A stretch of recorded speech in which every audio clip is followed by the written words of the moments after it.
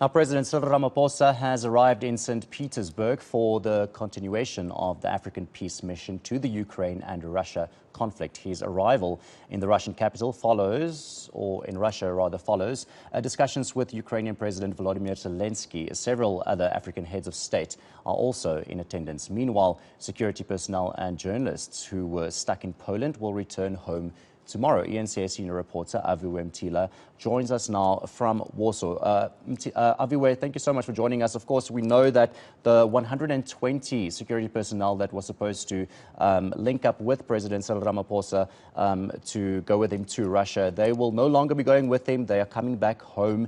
And we know that the president will also be meeting with the Russian president in the next hour or so. But what's the latest you can tell us?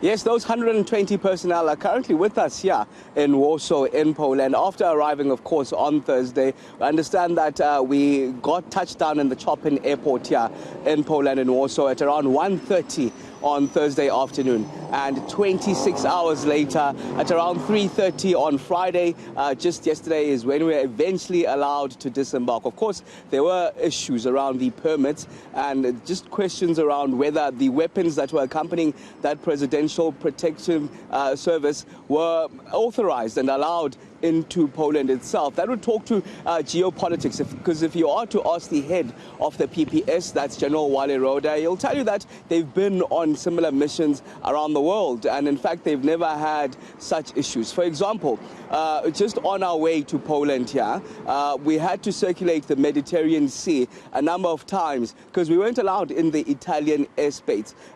That's just one of the issues that were new to the crew, in fact, of the SAA and the team, of course, of the Presidential Protection Services, as they say that they never accounted such issues. But eventually, we were allowed to travel in the Italian airspace, arriving in Warsaw, Poland. And upon arrival is when we had the issues with disembarkment, only being allowed to disembark essentially some 26 hours later. But even after we were allowed to disembark on the Friday yesterday, we had to get new clothing items, for example, new toothbrush, because our luggage is essentially still stuck at the Chopin airport alongside that weaponry and machinery of the Presidential Protection Services. 120 at least of those personnel still in Warsaw, not accompanying the president yesterday at the first leg of those peace talks that were essentially held in Ukraine, in Kiev, and not accompanying the president essentially on the second leg as well, which is currently underway. Well, expected to be underway any moment from now, as we expect President Putin to open those talks, as we just got confirmation, in fact, from the presidency that the president has arrived in St. Petersburg in Russia for those second leg of those peace talks. And Aviwe, you know, we know that the 120 personnel won't be, or they are in Poland with you.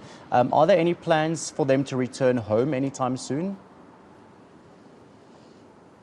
Well, they'll be returning home together with us, hopefully by Sunday, because you know also the communication is a bit lacking. We're getting drips and drabs of communication. For example, we only knew once we were in Warsaw yesterday, just when we disembarked, in fact, that we won't be heading to St. Petersburg. In fact, in the early hours of this morning is when that communique came from the presidency at around 5 o'clock. So the mission itself that the 120 odd personnel of the Presidential Protection Services, I'd say, has failed, because what they were set to do here, leaving the Waterkloof Air Base on Wednesday, heading to Poland, they haven't accomplished their mission in terms of accompanying the president and protecting the president, being among those that were supposed to be protecting the president yesterday, and they won't be accompanying the president. So their mission basically was fruitless, if you can call it that. They'll be heading back tomorrow, not accompanying the president and not actually accomplishing what they were set out to do here. But we do know, of course, that first leg took place yesterday, where food security was on the fore. For example, we do know that President Cyril Ramaphosa raised the issue of food security, mentioning how, while it might not have a direct impact, the conflict between Russia and Ukraine itself, given that Africa itself is some 1,000 or so kilometers away from the conflict itself, it does have an impact on food security. For example, we know that we've had inflated prices and high prices of grain grain as well as fertilizers. So the suggestion is that maybe the two countries can work on a solution of opening up those corridors for the grain and the fertilizers that we receive in bulk from both countries to be allowed through. But we do know when it came to the Ukrainian President Zelensky, he was firm on his stance and his accusation, saying that there needs to be a diplomatic isolation to Russia, given that he accuses the President of Russia, President Putin, of being a terrorist. And in fact, suggesting that the missiles that were thrown towards Kyiv, Ukraine yesterday, those missiles were just an indication, in fact, that the President Putin doesn't have a grip on the army. The suggestions and allegations coming from President Zelensky, we're yet to know, of course, and see what the response will be, possibly from President Putin as he engages those African Union leaders there. We do understand the President of Zambia is alongside President Cyril Ramaphosa, and the President of Comoros also there. We do know also senior heads of government that have been sent through from Egypt and Uganda as well there. You mentioned now the other African leaders that are also in Russia, but this begs the question, was it just South Africa that was treated in this way by the Polish authorities? Or, were there also other issues with other African leaders in their delegation going into Ukraine? Did they have problems? Do you know of anything that you've heard there on the ground? Well, you know that the communication, of course, has been minimal since we left Warsaw and eventually being allowed to disembark in Poland just yesterday. But we've had, some sort of indications that these are geopolitics. For example, that incident that we had to circulate the Mediterranean Sea before being allowed into the Italian space is one of those suggestions. In the breakfast table this morning, I got insight into just the flight itself that we were aboard, leaving the Warsaw air base and coming to Poland. It was the most tracked flight around the world, the top 5 tracked flight around the world. That in itself, of course, is eyebrow raising. Why so much attention in this particular flight? There's been a number of instances where you see these geopolitics play out. I'm not sure if, of course, the other African leaders, of course, had similar spates, but of course, it is clear that Africa has been trying to be drawn into this conflict and tried,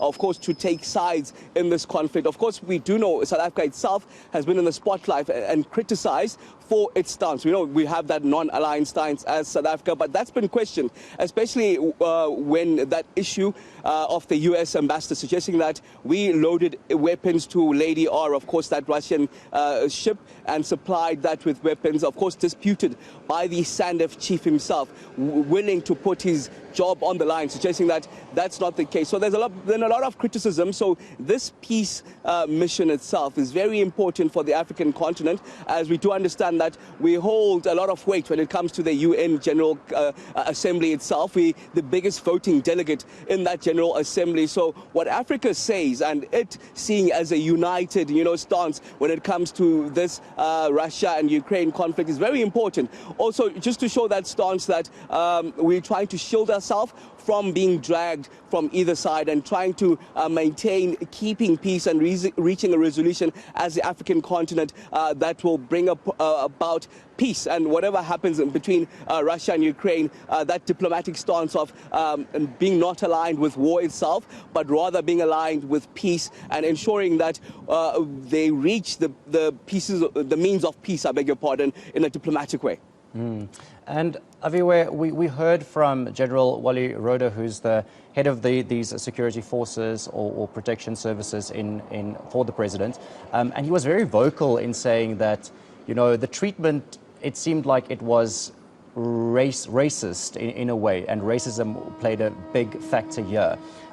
From your experience and from what you hear on the ground there, will there be other diplomatic consequences after this?